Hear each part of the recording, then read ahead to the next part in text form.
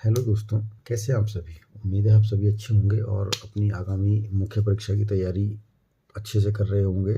जैसा कि आपको पता ही है कि हमने एक मेंस के आंसर राइटिंग के लिए एक सीरीज स्टार्ट की हुई है, जिसमें हम मॉडल आंसर लिखने का प्रयास करते हैं और आप सभी से सुझाव आमंत्रित करते हैं और उम्मीद करते हैं कि जो आपको सीरीज दी जा रही है जीएस पेपर 2 के लिए, इसमें बहुत ही महत्वपूर्ण प्रश्न आपके मुख्य परीक्षा में तैयारी में कुछ ना कुछ योगदान अवश्य देंगे। स्टार्ट करते हैं आज की सीरीज का क्वेश्चन।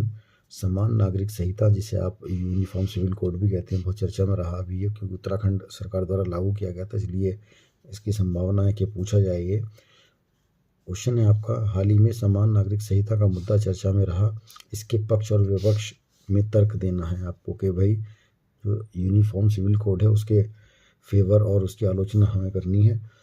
तो एज ए सिविल सर्वेंट हम ये क्वेश्चन का आंसर लिखने का प्रयास करेंगे।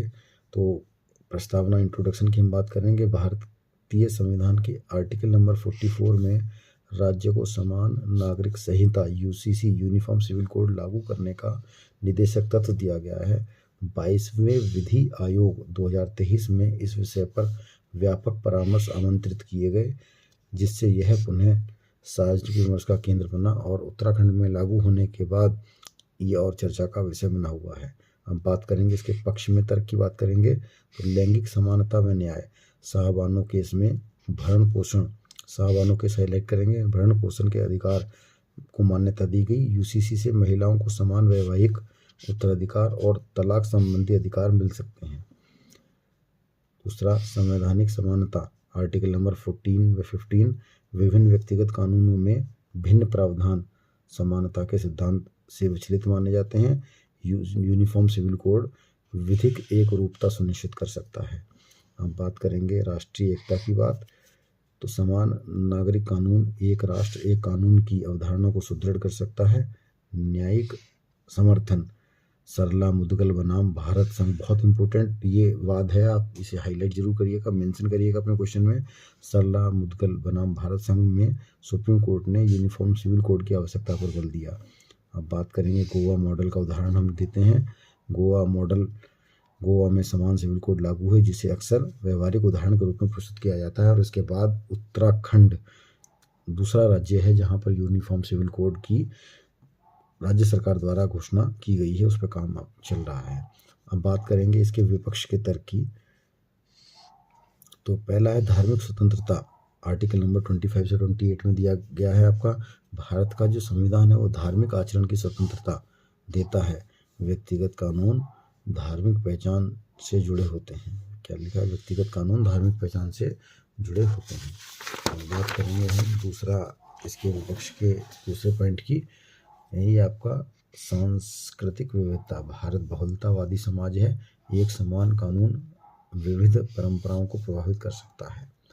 संघीय ढांचे की हम बात कर रहे हैं। विवाह उत्तराधिकार जैसे विषय समवर्ती सूची में है, राज्यों की सहमति आवश्यक हो सकती है। यदि इसे सेंट्रल लेवल पे लागू किया सकता है तो राज्यों की सहमति आवश्यक है, क्योंकि विवाह और उत्तराधिकार जैसे जो नियम है आपको पता होगा वो समवर्ती सूची के विषय हैं, जिससे राज्यों की सहमति भी आवश्यक होती है। अल्पसंख्यक आशंकाएं क्या है? भी अल्पसंख्यकों की आवश्यकता है, इसे बहुसंख्यक कानून थोपने के रूप में देखा जा सकता है, जिससे सामाजिक तनाव बढ़ सकता है। व्यवहारिक चुनौतियां क्या क्या हैं? भाई सभी समुदायों के रीति रिवाजों का समायोजन जटिल और राजनीतिक रूप से संवेदनशील है। ये तो हो गया आपके पक्ष और विपक्ष की बात। अब हम as a civil servant way forward क्या बताएंगे कि निष्कर्ष क्या है, ये इंटरव्यू में पूछा जा सकता है आपसे, तो इसके लिए अच्छा निष्कर्ष लिखने का प्रयास किया गया। ध्यान से देखिएगा आपको, ये समान नागरिक संहिता संवैधानिक समानता और लैंगिक न्याय की दिशा में महत्वपूर्ण कदम हो सकता है, परंतु इसे सहमति, संवाद और चरणबद्ध सुधार के माध्यम से लागू किया जाना चाहिए। किस प्रकार? सहमति, संवाद और चरणबद्ध सुधार के माध्यम से लागू किया जाना चाहिए। सुधार बनाम थोपना की बजाय परामर्श आधारित समावेशी मॉडल, बहुत इंपॉर्टेंट देखिए लिखने का प्रयास किया गया है कि सुधार बनाम थोपना की बजाय परामर्श आधारित समावेशी मॉडल अपनाकर सामाजिक विश्वास निर्माण आवश्यक है। सामाजिक विश्वास निर्माण आवश्यक है, जिससे संविधान के मूल्यों कौन कौन से मूल्य? समानता, स्वतंत्रता और बंधुत्व का संतुलित संरक्षण हो सके। तो आप देखेंगे कितना इम्पोर्टेंट हमने प्रश्न का उत्तर कितने सरल भाषा में और बहुत ही इम्पोर्टेंट पॉइंटों का समावेश करते हुए लिखने का प्रयास किया है। उम्मीद है आपको ये सीरीज पसंद आ रही होगी। यदि पसंद आपको आ रही हो और आपको 1% भी इससे बेनिफिट मिल रहा है तो आप अपने दोस्तों के साथ शेयर जरूर करिएगा, सब्सक्राइब करिएगा और टेलीग्राम का लिंक दिया गया है जहां आपको ये सारी PDF मिल जाएंगी, वो भी ज्वाइन कर लीजिएगा। मिलेंगे कल और भी बेहतरीन आंसर के साथ। तब तक के लिए रखिए अपना ध्यान। धन्यवाद।